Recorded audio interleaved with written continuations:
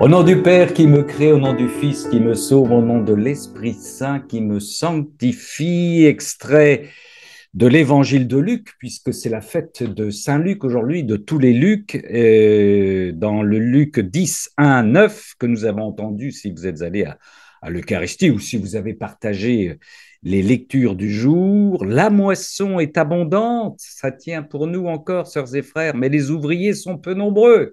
Mais oui, le Seigneur, on le sait bien, tu nous l'as dit, on serait peu nombreux dans la divine volonté au départ. Priez donc le maître de la moisson d'envoyer des ouvriers pour sa moisson, pour le royaume de la divine volonté. Allez, voici que je vous envoie comme des agneaux au milieu des loups. Voici que je vous envoie comme des agneaux au milieu des loups. Notre Père qui es aux cieux, que ton nom soit sanctifié, que ton règne vienne, que ta volonté soit faite sur la terre comme au ciel. Donne-nous aujourd'hui notre pain de ce jour. Pardonne-nous nos offenses comme nous pardonnons aussi à ceux qui nous ont offensés et ne nous laisse pas entrer en tentation, mais délivre-nous du mal. Et à la Vierge Marie, nous te demandons de bien comprendre ce que veut nous dire ton Fils dans la science infuse du divin vouloir et ce qu'il veut nous dire aussi peut-être à travers toutes ces frères et sœurs qui refusent d'ouvrir leur cœur et leur âme, leur intelligence à la divine volonté et comment nous-mêmes nous devons l'accepter, accepter ces refus. Réjouis-toi Marie, comblée de grâce, le Seigneur est avec toi. Tu es bénie entre les femmes et Jésus, le fruit de ton sein, est béni. Sainte Marie, Mère de Dieu, prie pour nous pécheurs maintenant et à l'heure de notre mort. Amen. Et nous profitons d'ailleurs de ce cénacle pour réparer, puisque nous avons vécu toute la semaine avec les lectures où Jésus corrigeait fraternellement mais durement les pharisiens. Nous réparons pour ces pharisiens. Nous réparons pour les pharisiens d'aujourd'hui qui ne veulent rien entendre de la divine volonté. Et voilà, et je salue aussi au passage nos frères et nos sœurs qui nous regardent en différé sur le site Amen Fiat, comme d'habitude. Je leur donne ce petit carton pour vous dire que vous pouvez nous rejoindre si vous le souhaitez, afin d'être inscrit sur la liste de diffusion Gabrol, Gabrol, 2235@gmail.com. Gabrol, 2235@gmail.com. Et on en profite pour saluer une fois de plus tous les frères et les sœurs qui sont loin, loin, loin, loin, loin, tout seuls et isolés, qui se retrouvent en communion avec nous. C'est un grand bonheur. Je vais laisser la parole à ma sœur Chantal, qui a préparé ce cénacle avec le Seigneur, sous la direction du Seigneur, bien entendu. Ma sœur. Alors, bonsoir encore, frères et sœurs bien-aimés. Donc, j'ai eu l'idée de faire ce cénacle sur nos grandes missions ou nos petites aussi. D'ailleurs, ça va effectivement très bien avec l'évangile du jour sur la moisson. Eh oui. À la suite, en fait, des encouragements de notre frère guerrier Ramon à vous lancer dans l'évangélisation du royaume de la divine volonté, que nous pourrions appeler aussi la royaumisation, hein, parce que c'est en vue de l'instauration du royaume de la divine volonté en plénitude sur la terre comme au ciel. Et j'ai eu l'inspiration donc de vous présenter ce cénacle sur nos missions. Et comme je l'ai déjà mentionné, mon frère Ramon et moi sommes complémentaires car notre Seigneur aime bien que nous nous complétions les uns les autres et que nous apprenions les uns des autres. Ramon est là pour vous pousser et moi je suis là pour rassurer ceux et celles qui sont un peu plus dans la douceur, un peu plus dans la timidité. Mais éventuellement, nous pourrons être tout à la fois, car dans la divine volonté, nous avons accès à la douceur de Marie, Ouais. et aussi au tempérament autoritaire de Padre Pio. Et d'ailleurs, je l'ai invité ce soir, là, je sais pas si vous pouvez le Ah voir oui, oui, derrière. oui, on le voit bien, oui, ça c'est bien. Bienvenue, Padre Pio. Effectivement, Padre Pio était connu pour son caractère autoritaire et parfois même impétueux.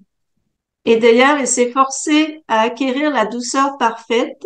Et vous pouvez retrouver les quelques extraits que je vous lis ce soir sur la chaîne Sur les pas de Padre Pio. La douceur est l'un des attributs de Dieu. Je suis doux et humble de cœur, dit le Seigneur dans Matthieu 11, 29. Mais le Seigneur, comme on le verra un peu plus loin, peut quand même aussi être direct. On l'a vu avec Louisa, on l'a vu aussi avec Sainte Faustine. Mais Padre Pio était tout l'inverse de la douceur, et il se faisait quand même une obligation de devenir doux, et il y est arrivé avec beaucoup d'efforts. Voici ce qu'il dit à un de ses confesseurs. Sans le vouloir et sans avis préalable, il m'arrive d'élever un peu la voix quand je corrige mes pénitents. C'est une faiblesse répréhensible, je le sais, mais comment l'éviter si cela m'arrive sans que je m'en rende compte? Pourtant, je prie, je gémis, je me lamente pour cela auprès de notre Seigneur, mais il ne m'a pas encore complètement entendu, et malgré toute la vigilance que j'y mets, je me prends à faire malheureusement ce que je déteste et veux éviter. C'était probablement son écharpe dans la peau, à l'instar de Saint Paul. Il est fort probable que nous en ayons tous une également, et peut-être même Amen. plusieurs, pour préserver notre humilité. Et voici ce que son confesseur lui répond. Si le Seigneur ne vous donne pas la grâce d'une douceur pérenne et continuelle, c'est pour laisser un fond d'exercice en vue de la sainte humilité. Chaque fois que le frein vous échappera, imposez-vous par pénitence de vous montrer aussitôt 2 fois plus doux.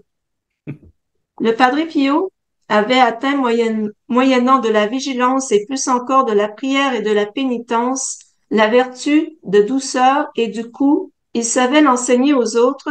Et voici ce qu'il dit au père Giovanni. Vous êtes amer et parfois acerbe. Il faut savoir tempérer son tempérament par des manières douces et polies. Je n'ai jamais regretté la douceur dont j'ai usé, mais j'ai eu des remords de conscience et j'ai dû m'en confesser lorsque j'ai été un peu dur.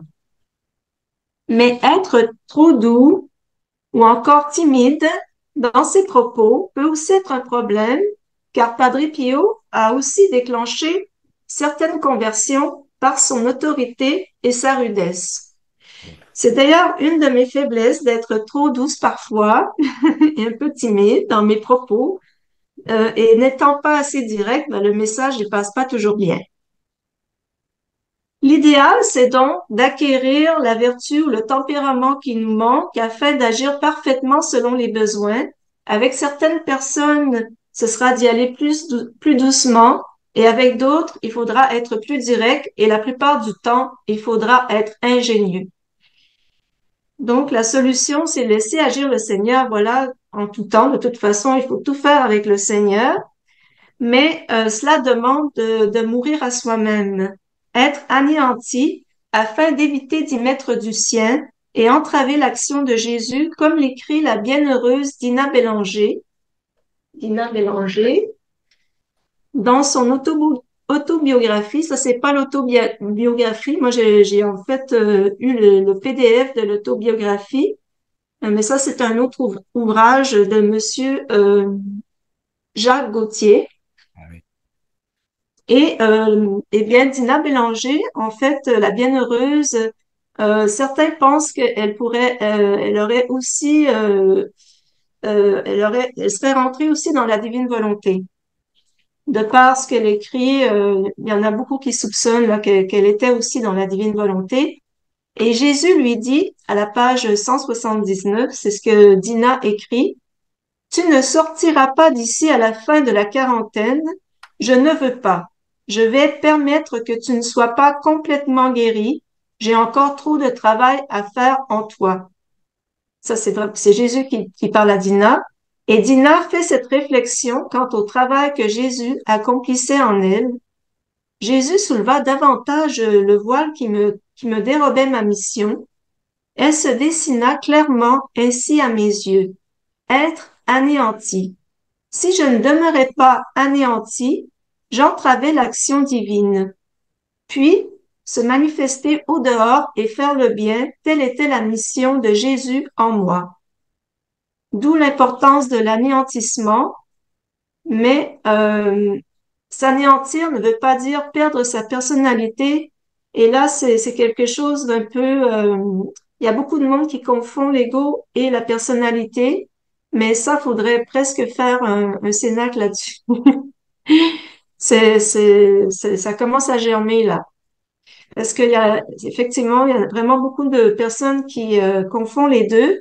Moi, je dirais personnalité, c'est ce qui nous différencie les uns des autres, alors que l'ego, d'après moi, l'ego est pas mal toujours le même chez tout le monde. Donc, voilà. Maintenant, je passe la parole à Ramon. Eh bien, nous allons poursuivre, si vous l'avez compris, notre sœur qui nous entraîne de plus en plus vers la direction spirituelle. De plus, lorsque nous serons complètement anéantis, nous n'aurons plus besoin de cette écharde qui nous fait faire le mal que l'on ne veut pas faire et ne pas faire le bien que l'on veut faire, à l'instar de Saint Paul, vous avez reconnu, Romains 7, 19. Mais que faut-il à notre âme pour s'anéantir ou plutôt prendre conscience de son néant? Alors, comme le dit notre frère Yanouzi, Joseph Yanouzi, le dit dans une de ses vidéos, bah, c'est très simple, enfin c'est très simple. C'est par la souffrance que le vide se prépare. C'est par la souffrance que le vide se prépare, d'où les absences, on en parlait mercredi dernier avec certaines sœurs, on sent brutalement cette absence, comme Louisa du Seigneur qui nous quitte pendant une journée ou 2 journées, on retrouve notre néant. Et Jésus, dans le livre du ciel, qui dit, à travers la froideur et l'aridité, l'âme rejette les satisfactions naturelles et elle se vide d'elle-même dans la constance. Volume 12, 18 septembre 1917. Plus l'on se videra de soi, donc adieu l'ego, plus on sera rempli de l'Esprit Saint. Et c'est par l'Esprit Saint que nous saurons quand et comment agir parfaitement. Si nous y mettons un peu de nous, nous pouvons, c'est un peu de nous pouvons entraver l'action de Jésus. La sainte indifférence nous indique que nous n'agissons pas pour nous, mais bien pour répondre aux inspirations du Seigneur. Abandon total. C'est le cas si nous sommes prêts à arrêter nos pas ou même faire un demi-tour si le Seigneur nous le demande. Citation du Livre du ciel, volume 7, 13 octobre 1906. Ma fille, on peut dire qu'une âme est indifférente à tout, quels que soient ses désirs, sains ou indifférents, sains ou indifférents. Elle est prête à les sacrifier à la divine volonté dans une sainte paix. Si elle devient troublée ou inquiète, c'est qu'elle retient au moins quelque chose pour elle-même. Si elle devient troublée ou inquiète, c'est qu'elle retient au moins quelque chose pour elle-même. Livre du ciel, volume 7, 13 octobre 1906. J'entendais ce matin un enseignement vidéo diffusé depuis le livre du ciel qui nous disait, Jésus disait, si tu t'inquiètes, c'est que tu ne t'abandonnes pas assez dans mes bras. Lorsqu'il n'y a plus rien de nous-mêmes, répondre aux inspirations est comme une seconde nature. Et je pense à ce prêtre qui, très rapidement, pendant cette semaine, dans le foyer de charité voisin, animait une retraite à ces trentaines de prêtres. Il leur disait, vous avez vos rentrées, vos pastorales, vos projets, mais ça peut être complètement à côté de la plaque de ce que demande votre Seigneur. Il faut être à l'écoute de l'inspiration de votre Seigneur. Et oui, même chose. Jésus, dans le livre du ciel, volume 36, 12 avril 1936, l'âme qui vit dans ma volonté acquiert une ouïe divine.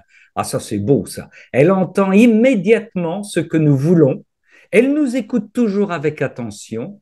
Il n'est pas nécessaire de dire et de répéter ce que nous voulons. Un petit signe suffit et tout est fait. C'est important ça, hein, ça, il parle de nous, notre Seigneur. Hein. Elle nous écoute toujours avec attention. Il n'est pas nécessaire. C'est pour ça, frères et sœurs, il faut aussi ne pas être constamment, il faut se libérer. Je vais demander à mon père spirituel, à une voisine, à une copine, à une paroissienne, qu'est-ce que je dois faire? Non, non, non, écoutons le Seigneur aussi, apprenons à écouter le Seigneur avant d'aller chercher 36 000 sécurités à droite et à gauche parce qu'on s'y perd et puis en plus on va avoir des avis contradictoires. Ah, ça, c'est dans le volume 36, 12 avril 1938. Je ne dis pas qu'il ne faut pas être conseillé spirituellement, mais il faut le faire à bon escient. Et d'ailleurs, ne pas répondre à une inspiration ne plaît pas du tout à notre Seigneur qui nous dit, qui va nous remonter les bretelles comme il a remonté les bretelles des pharisiens tout au long de cette semaine. Oh, ne pas faire ma volonté semble peu de choses, et pourtant, c'est la plus grande des offenses, et elle crie vengeance devant la divine majesté pour les pauvres créatures, spécialement lorsque l'on sait que ma volonté veut une œuvre ou un sacrifice. Il poursuit, ne pas faire ma volonté, c'est se saisir de la vérité, ce qui est un péché contre le Saint-Esprit. péché d'orgueil, qui crie vengeance devant Dieu. Terrible, notre Seigneur. Il poursuit.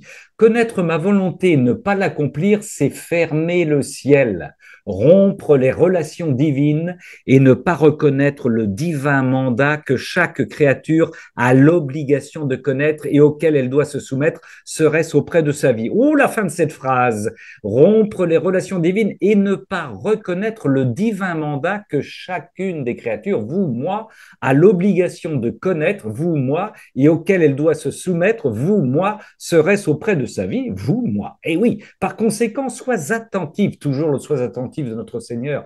Adore ma volonté et ce que j'ai disposé pour toi, si tu veux rendre ton Jésus heureux. Mais oui, parce que c'est pas simplement pour nous, c'est pour rendre Jésus heureux. Livre du ciel, volume 31, 16 octobre 1932. C'est pour ça qu'il nous donne ces consignes, pour ça qu'il nous cadre, c'est pour que Jésus soit heureux. Ainsi, rester timide, merci ma sœur, ça j'aime bien ce passage-là, face aux inspirations n'est vraiment pas une bonne chose. Jésus dit à Louisa, je vais essayer de ne pas me moquer, une âme timide ne sera jamais apte à gérer de grandes choses, ni pour Dieu, ni pour le prochain, ni pour elle-même. L'âme timide agit comme si elle avait les jambes liées, incapable de marcher librement. Elle a les yeux toujours fixés sur elle-même et sur les efforts qu'il lui faut pour marcher. La timidité lui fait garder ses yeux baissés, jamais haut. Quand elle agit, elle tire sa force non pas de Dieu, mais d'elle-même. Et par conséquent, au lieu de gagner de la force, elle en perd. C'est Jésus qui parle, c'est Jésus qui parle. Si la grâce ensemence en elle, il lui arrive comme un pauvre fermier qui, ayant ensemencé, travaillé son petit champ, moissonne peu ou rien du tout. L'âme courageuse fait en un jour ce que l'âme timide fait en une année. Livre du ciel, volume 8, 12 février 1908. J'embrasse ma sœur qui m'a permis de lire ce passage-là. Oui, le Seigneur sait être direct parfois, ça c'est sûr, hein, mais pour chacun de nous. Tout ça pour dire que nous avons une grande responsabilité, sœurs et frères, et qu'il est peut-être mieux d'agir que de ne pas agir, mais il faut bien méditer nos actions et être très attentif. Dina, dont on vous parlait tout de suite, Chantal vous parlait, a bien compris cette grande responsabilité. Écoutez bien, j'avais une part de responsabilité morale envers toutes les âmes du monde entier, celles qui vivaient à l'heure actuelle et celles qui seraient créées dans l'avenir. Voici comment les actions de Jésus ont une valeur infinie. Ça, on l'a appris avec notre sœur Louisa aussi. Un seul acte d'amour qu'il offre à son Père pourrait sauver des millions de mondes. Donc, si je restais anéanti, le Sauveur, c'est Dina qui parle, hein, recouvert du manteau extérieur de mon être, pouvait accomplir librement sa mission d'apostolat, baptiser et purifier les âmes dans son sang, les attirer vers la perfection, les faire courir à l'odeur de ses parfums. Mais hélas, si j'hésitais seulement à demeurer dans mon état de mort, si je désirais un instant renaître à la poussière, alors j'interrompais l'action de Jésus à ce moment-là. Peut-être était-il prêt à distribuer le torrent de ses grâces dans tout l'univers, et si je mettais un obstacle, je devenais responsable du bien qui ne s'accomplirait pas à défaut de lumière divine. Ça, c'est à la page 73. Ça fait trembler la responsabilité que nous avons lorsque nous nous séparons de notre Seigneur et de sa volonté. Nos combats ne sont pas terminés, même si nous sommes dans la divine volonté, nous devons rester vigilants. Car, oh que oui, l'ennemi peut encore agir. Dina nous confie: mon éternité est commencée, la nôtre aussi, sœurs et frères. Cela, je l'ai écrit, enfin pas moi, Dina, il y a longtemps déjà. Je vis dans le cœur de mon Dieu. Je suis perdu, anéanti en lui. N'est-ce pas la vie des élus au paradis? Je suis abandonné totalement à l'action de la Trinité sainte et en mon être. Il me reste donc pour emploi de la contempler, de l'aimer, n'est-ce pas l'occupation des bienheureux, interroge Dina. Sans doute, au ciel, les combats sont finis et c'est la confirmation en grâce. Je suis encore dans la lutte, dit-elle, exposée aux attaques de l'ennemi, et les preuves ne manquent pas. J'ai la liberté à tout instant. Je pourrais être infidèle à la grâce, page 206, 207, vous le savez, de temps en temps. notre Seigneur nous dit qu'on peut sortir de la divine volonté, faire des allers-retours, donc sortir de la fidélité à notre Seigneur et à ce qu'il veut nous dire et nous orienter et nous enseigner. Ma sœur Chantal, toi, ça ne t'arrive jamais, c'est heureux, nous prenons la suite. Toi qui es toujours dans la divine volonté, tu me diras comment tu fais. Eh bien, peut-être un peu avant d'être dans la divine volonté, avant que je découvre ce don prodigieux, je me posais beaucoup de questions quant à l'évangélisation de ma famille, parce que, comme vous savez, mon mari n'est toujours pas croyant et mes enfants, bon. Alors, j'en ai parlé bien sûr à mon père spirituel et lui m'avait vraiment conseillé de ne rien dire. Ah, Alors que j'avais bien sûr des messages qui contredisaient un peu ce que lui disait. Donc, j'étais un peu en conflit, je savais pas quoi faire. Et là, j'ai pensé, parce que j'avais découvert en fait Léandre Lachance avant la Divine Volonté, et je suis allée voir sur son site Léandre Lachance des Choisis de Jésus. J'ai pas son livre malheureusement, j'ai pas pensé à l'amener, mais je pense que maintenant vous connaissez bien Léandre Lachance. Donc, je suis allée sur son site et lui, il propose de demander, on peut demander un message sur son site. Donc, c'est ce que j'ai fait. J'ai demandé un message et voici ce que j'ai reçu. C'est bien sûr un message que Jésus a transmis à Léandre Lachance. Donc, ce message dit, la sagesse réussit à purifier les cœurs, ou bien c'est la souffrance sous toutes ses formes qu'il s'en charge. Cependant, il ne reste que très peu de temps. Demain, il sera trop tard. Comme on vous l'a dit, souvent, le Seigneur est vraiment pressé. oui, Voilà le grand message que je veux voir diffuser et pour lequel je te prépare. Continue à être à mon écoute, à me répéter tes oui. C'est mon œuvre et non la tienne. Donc, il faut vraiment aussi retenir ça. oui, oui, Ce n'est pas nous qui allons convertir, c'est vraiment le Seigneur. Ça, je pense que c'est important de s'en rappeler. oui, oui, oui, Tu oui. es l'un des instruments que je veux utiliser pour livrer ce message. Je te dirai où, quand et à qui. Entre-temps, goûte mon amour. C'est là où tu m'es le plus utile. Donc là aussi, c'est important. C'est vraiment de faire un avec Jésus. C'est ça le plus important et c'est là qu'on est plus utile apparemment. Et on va y revenir aussi un peu plus loin. Donc, il dit, goûte à mon amour, c'est là où tu m'es le plus utile, car je veux mes flèches façonnées à la perfection, afin qu'elles ne manquent pas la cible et qu'elles puissent pénétrer les cœurs les plus endurcis par les folies du monde et enténébrés par l'ennemi. Demeure dans mon amour, mon tout petit, je t'aime. Donc, moi, quand j'ai lu ce message, j'ai vraiment réalisé qu'effectivement, euh, parfois, c'est mieux de peut-être pas parler trop vite. En tout cas, le moment, le moment où on va parler et et les paroles qu'on va utiliser, c'est vraiment, ça peut faire toute une différence. Et bien sûr, il faut agir avec l'Esprit Saint parce que euh, si l'Esprit Saint vous donne vraiment l'inspiration que là, c'est le bon moment, il va aussi parler à travers vous et il va même donner des grâces à la personne qui vous écoute.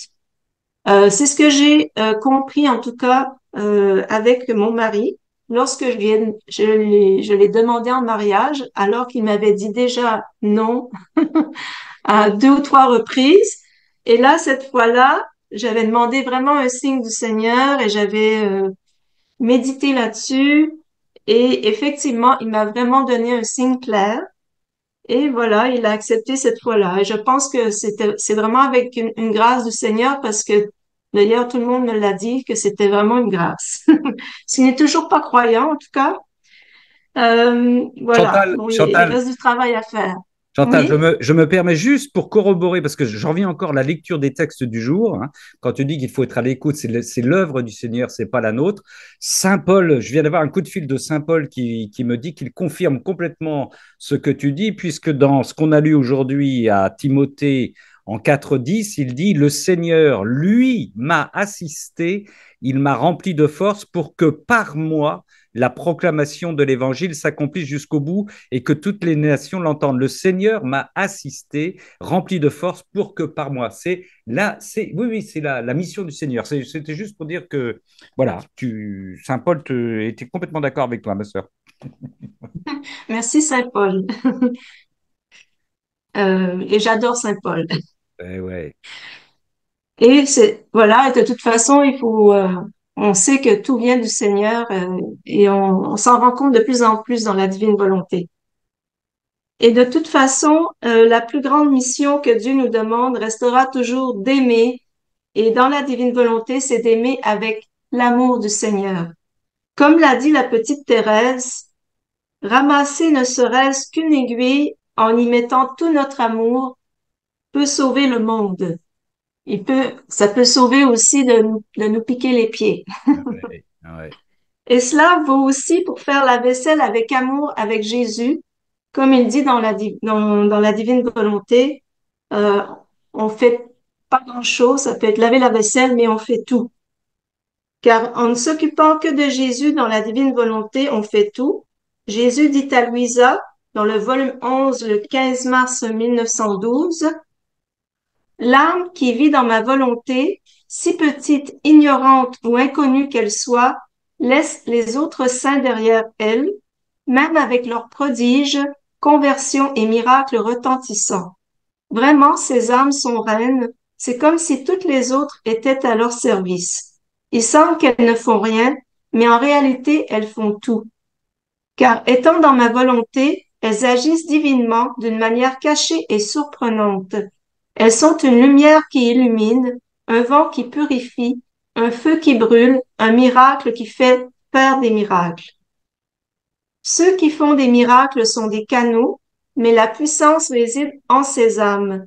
Elles sont les pieds des missionnaires, la langue des prédicateurs, la force des faibles, la patience des malades, l'autorité des supérieurs, l'obéissance des sujets, la tolérance des calomniés, l'assurance dans les dangers, l'héroïsme des héros, le courage des martyrs, la sainteté des saints, et ainsi de suite. Étant dans ma volonté, elle concourt à tout le bien qui peut exister dans le ciel et sur la terre. Volume 11, 15 mars 1912. En fait, en étant dans la divine volonté, nécessairement, on fait la volonté du Seigneur et on a la force du Seigneur, comme Ramon disait. Donc, on peut faire effectivement tout ça. Et comme on a accès à tous les actes, on peut aussi faire tout ça en ne faisant rien. Faut pas arriver au quiétisme là, mais en faisant seulement la vaisselle avec notre Seigneur, avec amour, eh bien, on fait beaucoup de choses. Et sans vouloir réfréner la royaumisation, comme je disais tout à l'heure, il se peut que pour certaines personnes, ce ne soit pas nécessairement leur mission. L'important, c'est de faire ce que Jésus nous demande. Et il ne demande pas à tous les mêmes actions. C'est C'est très juste pour important. rassurer un peu les gens qui sentiraient pas l'appel, Ouais. ne pas se sentir forcé de faire quelque chose. Idéalement, il faut vraiment le faire sous l'inspiration de l'Esprit Saint, Ouais. comme on disait tout à l'heure. Voilà, il faut se rappeler, voilà, ce que c'est exactement ce que je viens de dire. Il faut se rappeler aussi que peu importe l'appel ou l'inspiration, il faut tout faire dans l'amour. Et je dirais même que les gens à qui on s'adresse doivent sentir cet amour autant que possible. Comme Jésus dit dans le livre du ciel, et je vous renvoie au cénacle sur la volonté divine ou volonté propre, sur la chaîne Amen Fiat, ma fille, fais en sorte que pour toi, tout soit scellé dans l'amour. Si tu penses, tu dois penser dans l'amour. Si tu parles, si tu opères, si ton cœur palpite, si tu désires, tu dois faire tout cela dans l'amour. Même pour un seul désir qui se présente et qui n'est pas amour, restreins-le à être amour. Ensuite, laisse-le aller. Livre du ciel, volume 27, volume, je sais pas, mais c'est le 27 juillet 1904.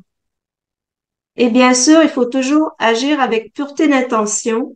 Jésus dit encore, avec quelle pureté devez-vous donc agir? Si vos actions sont pures, c'est-à-dire faites pour moi, j'en fais mes délices. et je les sens m'entourer comme autant de messagères qui me font penser à vous continuellement. Livre du ciel, volume 2, 28 février 1899. Donc, l'amour et la pureté d'intention restent le plus important et nos démarches serviront toujours de semonce même si elles ratent la cible. Mm. Elles peuvent toucher le ventre, le bras, si elles touchent pas le cœur et ça, éventuellement, peut-être ça va arriver au cœur via le système sanguin. Mais voilà, il faut pas s'inquiéter si on sent que ça n'a pas touché la cible. On a peut-être au moins déjà mis une semence. Et en fait, comme le dit Jésus dans le livre du ciel, en fait, ce n'est pas la grandeur des actions qui m'importe, dit Jésus, mais l'intention avec laquelle elles sont faites. Jésus est demeuré silencieux quelque temps pendant que je réfléchissais aux paroles qu'il m'avait dites sur la pureté d'intention et aussi sur le fait qu'en faisant le bien, les créatures doivent mourir à elles-mêmes et ne faire qu'un avec le Seigneur. Volume 2, 7 mai 1899.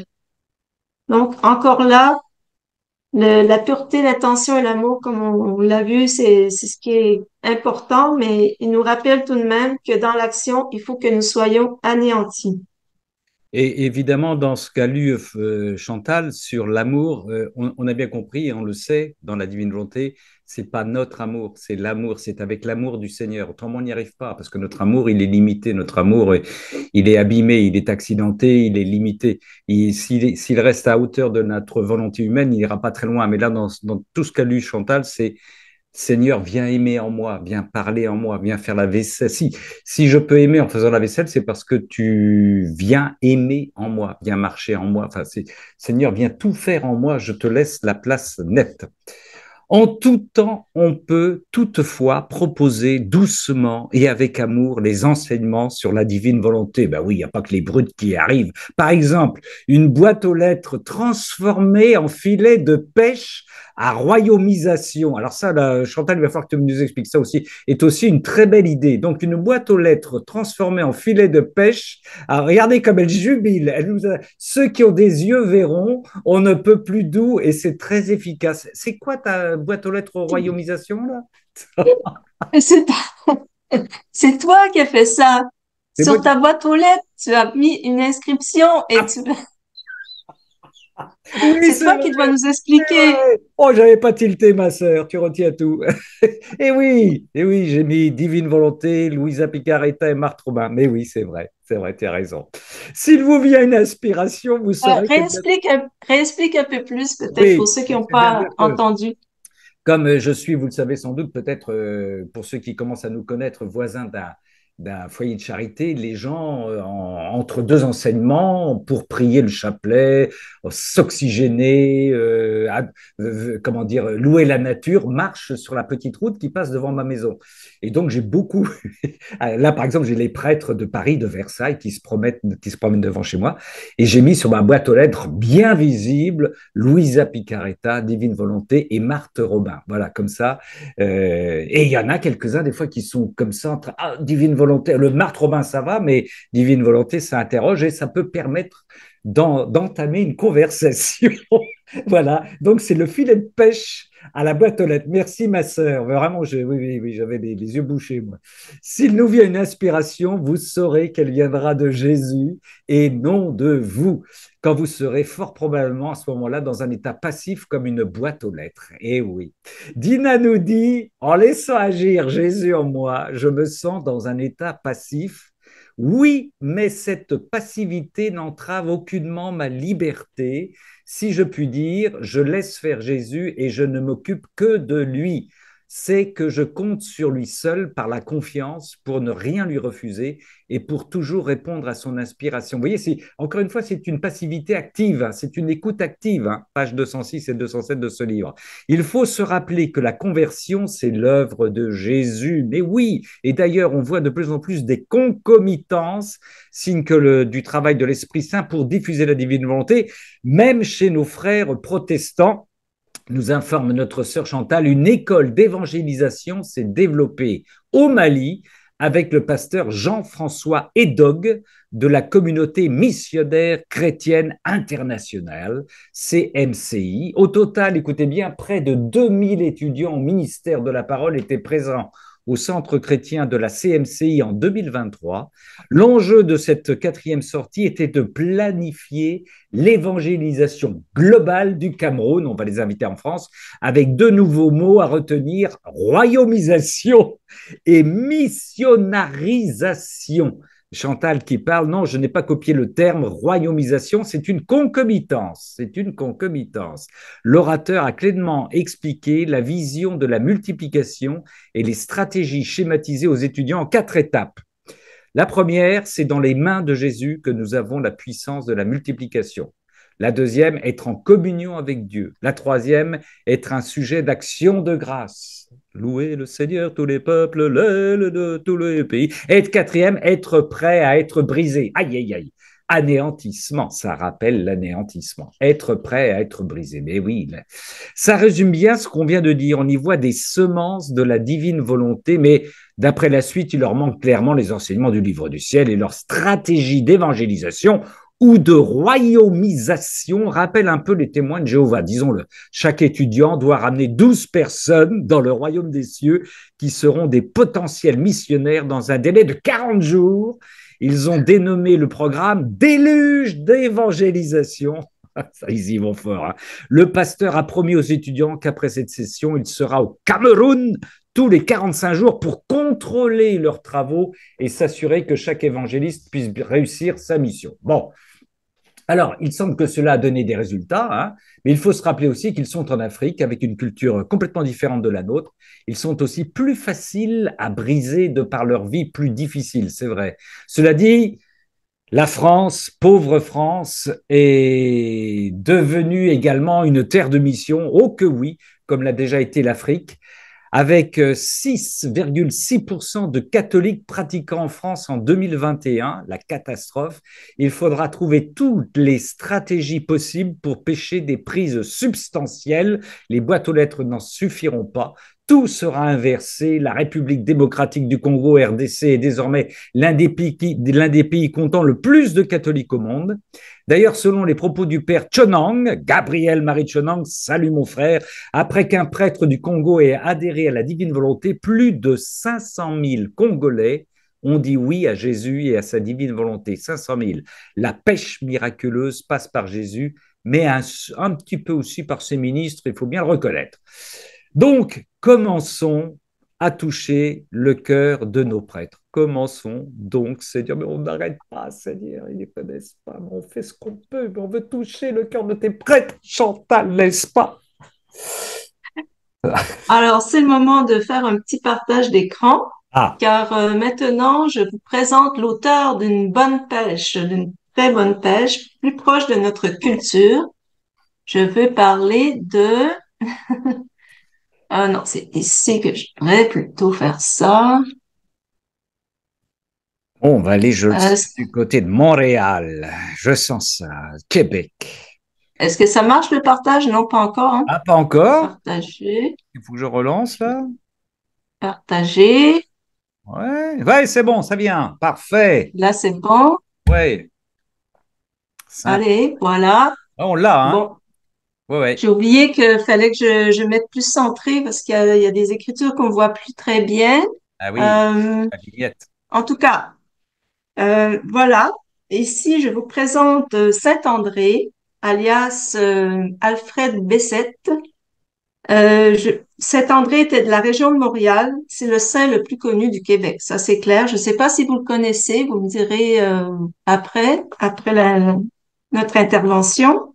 Donc, Alfred Bessette est né le 9 août 1845 d'une famille de 13 enfants à Saint-Grégoire-le-Grand, sur la rive sud de Montréal. Il devient orphelin à 12 ans et Alfred est pauvre et sans instruction, comme bien d'autres à l'époque.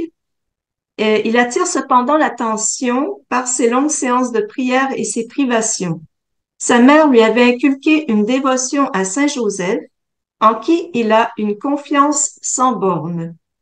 Il pratique très tôt divers métiers manuels, mais sa petite taille, c'est-à-dire pas plus de 1,50 m, Sa santé fragile et son manque de force physique lui donnent peu d'espoir de devenir prêtre et les autorités religieuses hésitent à l'accepter dans leur congrégation. En 1870, il devient portier au Collège Notre-Dame, euh, oups, voilà, au Collège Notre-Dame à Montréal. Et d'ailleurs, il va dire, mes supérieurs m'ont mis à la porte et j'y suis resté 40 ans, mais sans partir. Il Magnifique. aimait beaucoup blaguer, notre Saint-André. Ah ouais, On l'appelle le portier de Dieu. ah ouais, c'est beau ça. Que c'est beau. Et il a un protecteur, c'est le père André Provençal, qui lui a fait une belle lettre, heureusement, parce que comme je disais, les congrégations hésitaient à l'accepter dû à son manque de force physique et à sa santé fragile. Mais heureusement, il avait ce protecteur, Père André Provençal, qui lui a fait une belle lettre de recommandation où il écrit, Je vous envoie un saint. C'est Hmm. tout dire. Et en fait, simplement aussi pour dire que, vous voyez, il n'a pas fait grand-chose, le Père André Provençal, mais d'après moi, cette lettre, euh, comme vous allez voir par la suite, ça a eu un impact incroyable. Vous allez voir. Donc, voilà. Heureusement, finalement, il a été accepté. Je crois que c'est la congrégation Sainte-Croix. Et finalement, c'est un jeune homme, le nouveau maître des novices qui dira, si ce jeune homme devient capable de travailler, il sera au moins bien prié. Et comme je disais, on lui confie finalement la fonction de portier au collège Notre-Dame, qu'il assumera pendant près de 40 ans. Et il accomplira aussi d'autres tâches comme le balayage, l'entretien des lampes, la visite aux malades, les commissions, comme un homme à tout faire, dira-t-il modestement. Mais c'est surtout dans sa fonction de portier qu'il fera le plus de récoltes. Parce qu'à ce moment-là, il va vraiment toujours entamer les conversations, un peu comme la boîte aux lettres, qui attire finalement des questions. Et le père André, c'est un peu aussi, c'est ça ce qu'il va faire. Il va vraiment, les gens vont se prendre vraiment beaucoup d'affection pour lui parce qu'il va toujours avoir un grand cœur quand il a ses conversations. Il blague beaucoup. Les gens l'aiment vraiment beaucoup. Et à un moment donné, ben, les gens lui amènent aussi les personnes malades. Et comme il a une très grande dévotion pour Saint Joseph, je vais y revenir plus loin, mais il a commencé à faire l'huile de Saint Joseph. Vous savez, où il mettait l'huile devant la statue de Saint Joseph toute la nuit et il faisait des prières à Saint Joseph. Je sais pas si vous connaissez cette huile. Et eh bien, cette huile, bon, beaucoup il a guéri apparemment. Plutôt Saint Joseph, avec son intercession, a guéri beaucoup de monde qui avait côtoyé Saint André. Donc, depuis l'année 1872, à un moment donné, en 1872, il arrive un prêtre français nommé Père Hupier. Ce religieux était un modèle de pénitence, de douceur et de charité. Il comprend aussitôt que Frère André est un être exceptionnel. J'ai essayé de trouver des informations sur le Père Hupier. J'en ai pas trouvé, mais comme si c'était un ange qui était passé. Et alors qu'une bonne partie de sa vie, Frère André a été pris pour un imbécile ou un fou et qu'on s'est moqué de lui, cette fois-ci, ce n'est pas le cas. Le père Hupier le rassure, son amour pour Dieu, sa dévotion envers Saint Joseph, ce ne sont pas des tares, mais au contraire des bénédictions. Il lui donne de précieux conseils que le jeune religieux n'oubliera jamais.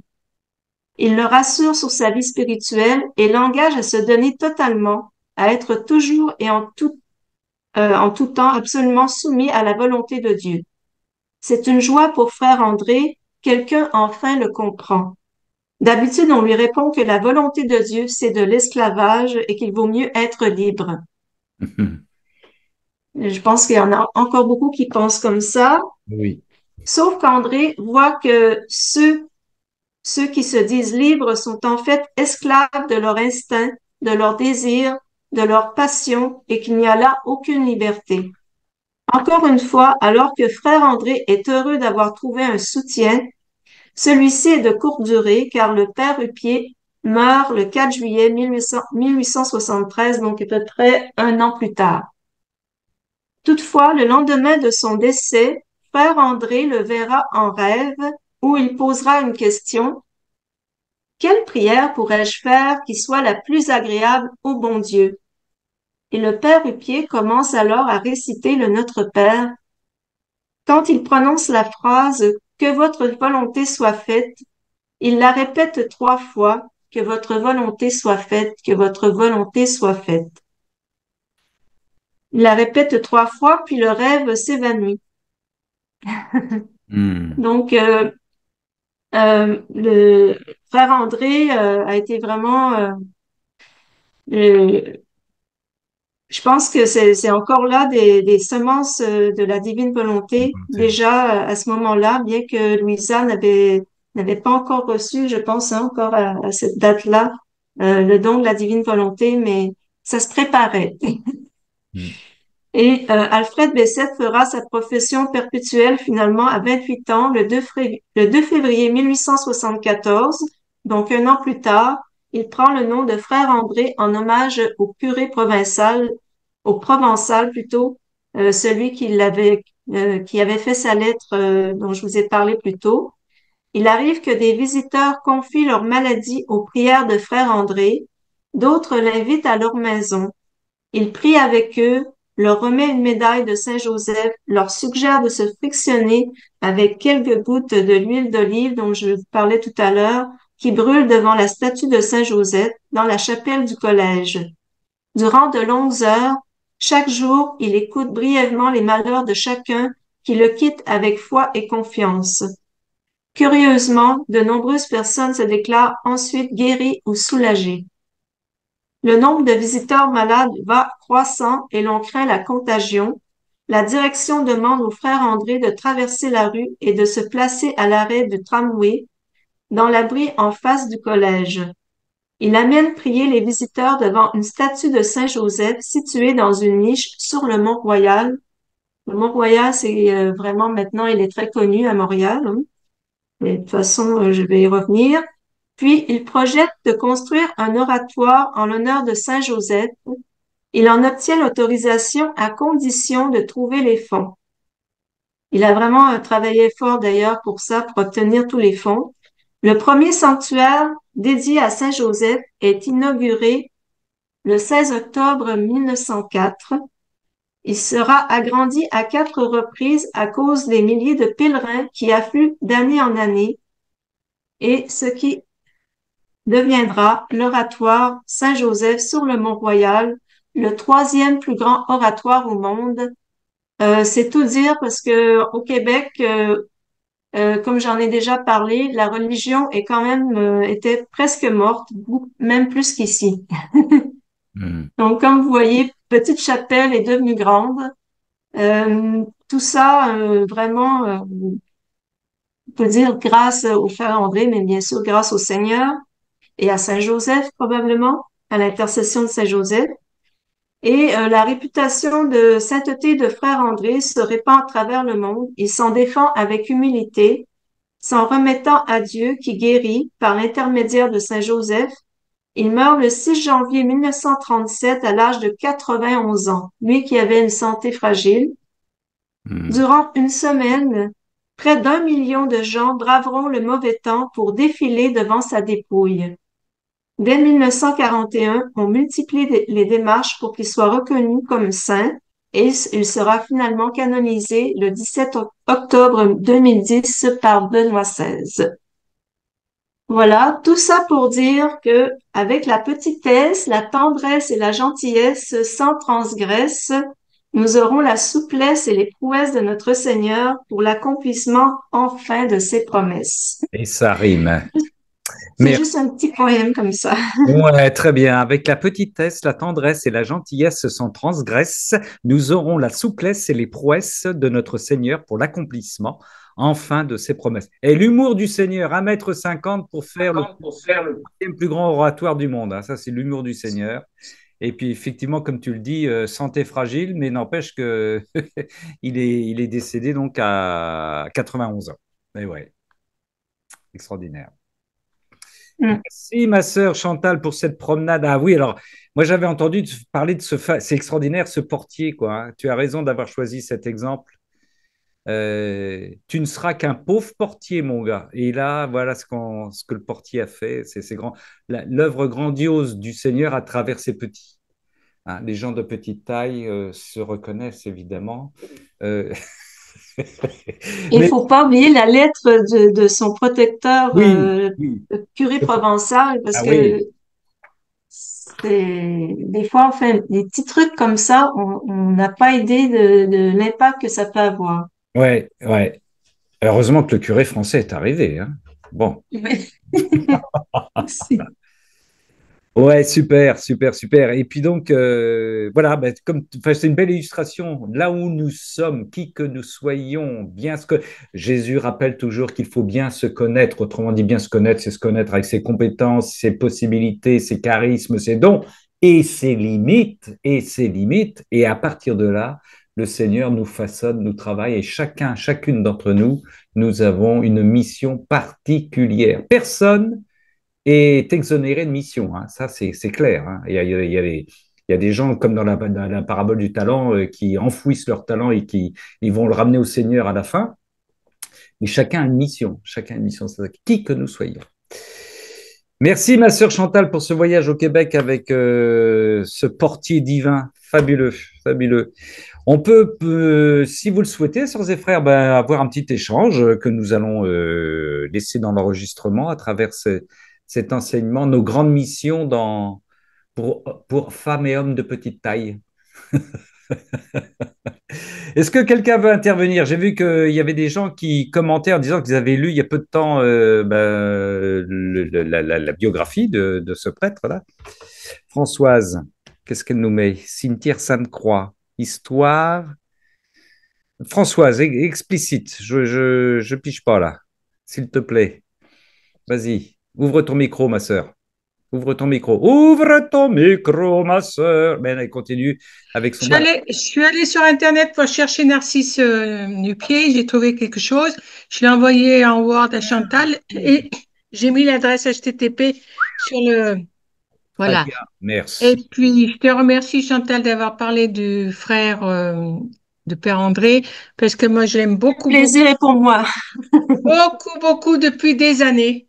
Je Ouais. l'aime beaucoup, beaucoup. J'ai revu, il y a sur YouTube, il y a je sais pas qui c'est qui fait ça, sur différents saints et il y était. Et, et du Ah coup, oui, oui, je voulais, merci de me le rappeler. Désolée de t'interrompre 2 secondes. Vous pouvez en savoir plus sur la vidéo, effectivement, de William Davrec. C'est peut-être celui-là dont tu voulais parler, je Françoise. pense, je sais plus qui c'est qui m'a fait connaître ça. Et sur YouTube, eh ben, tous les jours, il y a toute une série de saints. C'est fait de manière assez, c'est bien fait. Et je la donne à beaucoup de personnes qui ont la foi, mais pas trop. Et ça parle. Ben oui. Ah, ça et des témoignages. Voilà. Donc, c'est ça que je vous ai envoyé, puisque il n'y a pas grand-chose, mais, puis je suis fière parce que le pied, c'est un Français qui a traversé le, mais j'aime beaucoup, beaucoup, beaucoup notre frère Alfred. Et c'est vrai que j'aurais aimé aller au Canada pour ça. Pas que, mais beaucoup pour lui. Mais bon, voilà. Mordu, Mais mordu, mordu, mordu. c'est un contemporain à 20 ans près de Louisa. Ah oui.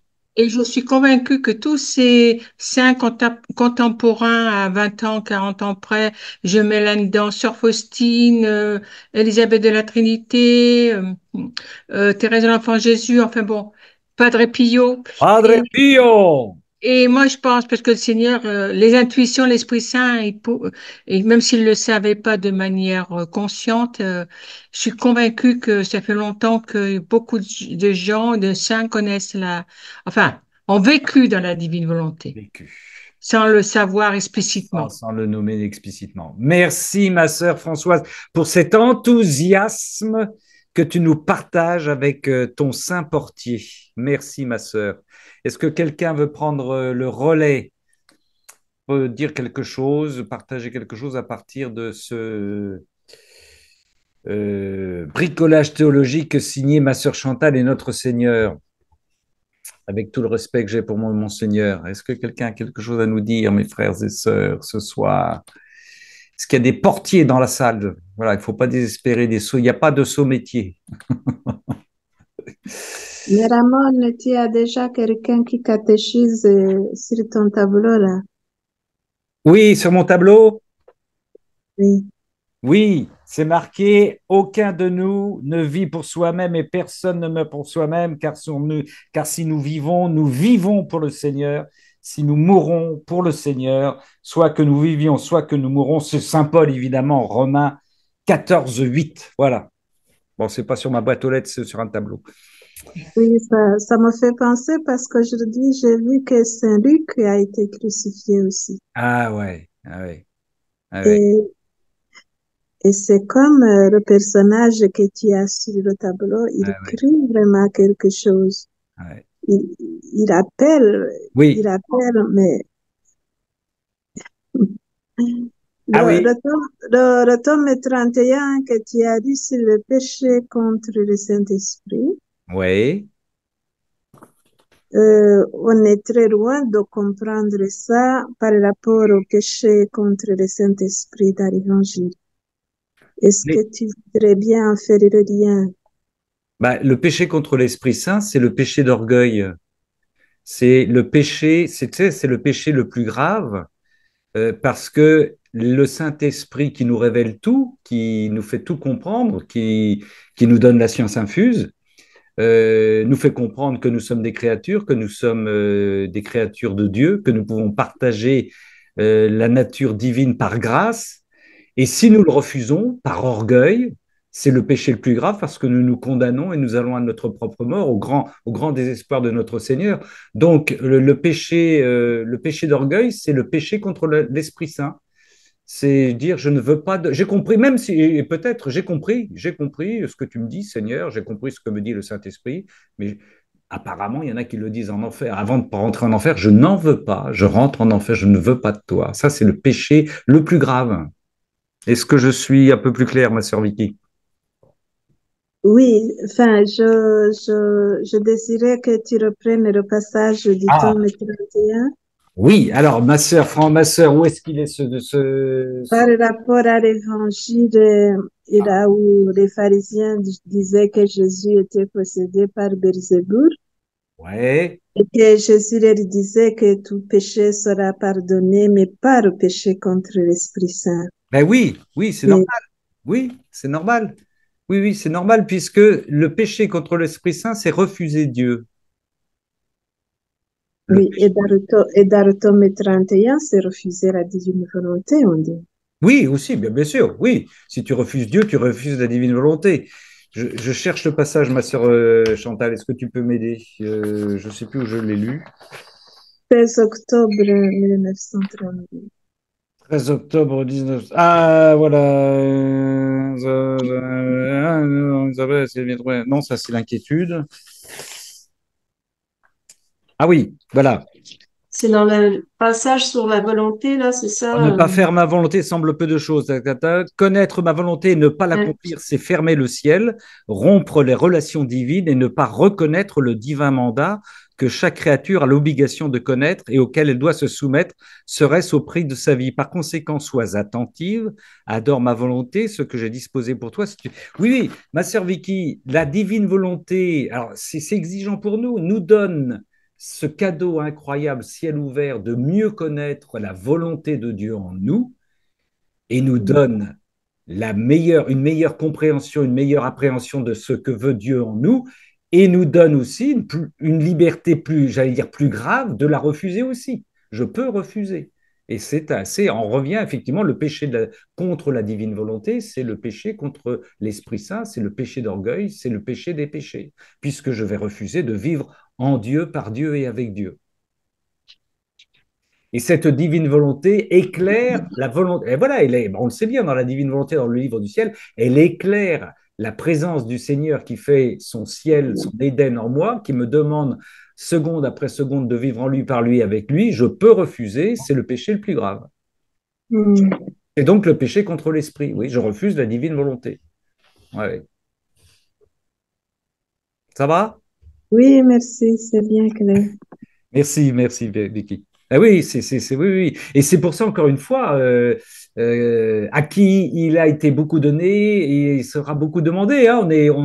On vit, sœurs et frères, en même temps, on est dans un contexte sombre, mais nous vivons, nous, dans ce que nous vivons aujourd'hui, mais un cadeau incroyable, un cadeau incroyable. Le ciel s'ouvre. Le Seigneur nous dit qu'il veut la vie des bienheureux, il veut que nous vivions la vie des bienheureux sur terre. Et c'est pas un leurre, il nous la donne. Il suffit de le vouloir, quoi. Donc, c'est un cadeau énorme et c'est une responsabilité, bien entendu, puisque si nous disons oui, nous laissons le Seigneur faire et tout faire en nous, quoi. Et ouais, dans un milieu qui n'y comprend rien et parmi nos frères et nos sœurs, parfois chrétiens et encore une fois, prêtres religieux et religieuses qui n'y comprennent rien, qui ne comprennent rien. C'est ce qui est une croix qui est douloureux. Lisez, vous avez vu les textes des évangiles de toute la semaine, le Seigneur en opposition totale avec les pharisiens. Il faut voilà, nous avons certains frères, pas simplement les prêtres, qui sont les pharisiens d'aujourd'hui. Ils ne veulent pas, dans leur certitude, entendre parler de ces nouveautés. Hein. La mystique, ça ne nous intéresse pas. Le Seigneur, il pond 36 volumes avec des révélations incroyables, des explicitations. Ça ne nous intéresse pas. Et pendant ce temps-là, on tourne en rond sur notre petite foi parce qu'on veut la maîtriser, on veut que ce soit notre foi, on veut garder notre liberté, on veut être les acteurs principaux de cette foi, on ne se soumet plus au Seigneur et on s'en éloigne petit à petit, quoi. C'est terrifiant. Alors nous avons à vivre là-dedans dans ce combat fraternellement et avec l'énergie de Padre Pio et la douceur de Chantal. Il y a les deux derrière là. Il y a les deux derrière, oui. De la Vierge de Guadalupe. Eh oui, de la Vierge Voilà. de Marie. Mais oui, eh oui, la douceur de Marie. Ne pas s'inquiéter, c'est important. On a eu cette phrase aussi. Hein. Moi, je l'ai eu aussi aujourd'hui dans Jésus dit à Louisa, si tu t'inquiètes, c'est que tu ne t'abandonnes pas totalement dans mes bras. Quoi qu'il arrive, quoi qu'il arrive. Est-ce que quelqu'un veut prendre remarque, question à la suite? Oui, je voulais juste te dire que Marie, elle a accueilli à l'Annonciation, mais la Oui, première phrase que lui a dit, la seconde phrase de l'ange, c'est va voir ta cousine. Elle est oui, partie en action oui, oui, oui, oui. et elle n'était pas tellement guerrière, mais quand même, le chemin, tout ça, c'était, Oui, et c'était puis courageux. enceinte, ouais, ouais, ouais. Mhm. Enfin, enceinte, oui, tout petite Ouais, enceinte. ouais. Mais oui, oui, oui, oui, oui, la précipitation, oui, la précipitation, C'est- l'urgence, et puis cette fameuse rencontre entre la cousine et Marie, avec les deux enfants, les deux fœtus, qui célèbrent déjà ça par une explosion d'Esprit Saint. L'Église est déjà là, quoi. Hein. C'est extraordinaire, ça. C'est extraordinaire. c'est la Jean-Baptiste. bonté. Oui, vas-y, Colette. Non, non, la bonté, elle accueille. Ouais. Et la générosité, Ouais. elle donne. Et, Ah. et elle est d'un équilibre parfait. Alors que très souvent, les gens, ce sont ou des bons ou des généreux avec les excès. Et elle a tout. Ah, Elle a bah tout. oui, oui. Mais parce Voilà, que donc je disais plutôt la bonté de Chantal, la générosité de Ramon, c'est aussi deux qualités d'amour qui se complètent. C'est beau, hein? c'est beau, ma sœur, c'est beau. Voilà. Bon, on va préparer des petites statuettes à ma sœur Chantal pour qu'on puisse les voir. Et le Seigneur nous éduque, hein, le Seigneur nous éduque, frères et sœurs. Faut vraiment être patient avec nous-mêmes. Il a été patient avec Louisa, hein, 60 ans de travail auprès d'elle. Hein. Alors c'est un travail de privilégié particulier, mais comme il est patient avec nous, on a encore tellement de choses à peaufiner, à apprendre, à mastiquer, comme il dit, pour les faire nôtres et puis nous transformer et transformer nos frères et nos sœurs du même coup, par lui, avec lui et en lui. Oui. Merci, ma sœur Colette. Est-ce que quelqu'un veut dire... Merci Colette pour ce presque mot de la fin. Ah oui, c'est beau ça. Eh bien, sœurs et frères, si vous en avez terminé, ma foi, Voilà, je reprends du coup le psaume qu'on avait aujourd'hui et toutes les lectures qu'on vienne aujourd'hui. Que tes œuvres, Seigneur, te rendent grâce et que tes fidèles te bénissent. Ils diront la gloire de ton règne. Aujourd'hui, on dit la gloire du règne de Dieu. Ils parleront de tes exploits. Aujourd'hui, Seigneur Dieu d'amour, nous parlons de tes exploits. Ce cénacle, c'est un exploit. C'est toi qui l'as organisé. C'est toi qui nous as rassemblés. Nous ne nous connaissions pas il y a 1 an, 2 ans, 3 ans. C'est toi qui nous réunis. Individuellement, entre parenthèses, tu nous réunis grâce à Internet, c'est incroyable. Et je poursuis le psaume 144, ils annonceront aux hommes tes exploits, on n'arrête pas de le faire, mon Seigneur, chacun avec ses talents, la gloire et l'éclat de ton règne, un règne éternel, ton empire pour les âges des âges. Le Seigneur est juste en toutes ses voies, fidèle en tout ce qu'il fait, il est proche de ceux qui l'invoquent, il est proche de ceux qui l'invoquent et de tous ceux qui l'invoquent en vérité. Quelle est notre intention? Quelle est notre intention? Il est proche de ceux qui l'invoquent, de tous ceux qui l'invoquent en vérité. Loué sois-tu, Dieu d'amour, que tes fidèles seigneurs disent la gloire de ton règne. On est en pleine actualité, il faut lire les psaumes, il faut tout relire à l'actualité de la divine volonté, c'est extraordinaire, c'est extraordinaire. Quelle chance nous avons, sœurs et frères. Merci, ma sœur Chantal. Tu es d'accord, ma sœur Chantal? Tout à fait d'accord. Voilà. Eh ben, écoute, merci infiniment pour ce travail encore généreux et lumineux que tu nous as proposé et avec notre Seigneur. Et puis, on te laisse partir pendant 15 jours. Ne vous inquiétez pas, ce n'est pas mise à la porte. Elle s'en va d'elle-même et elle nous reviendra dans 15 jours. Elle revient le 1er novembre, la veille de la conférence. Il reste encore quelques places qui se jouent chez moi. Vous avez le droit de prendre l'avion, la fusée.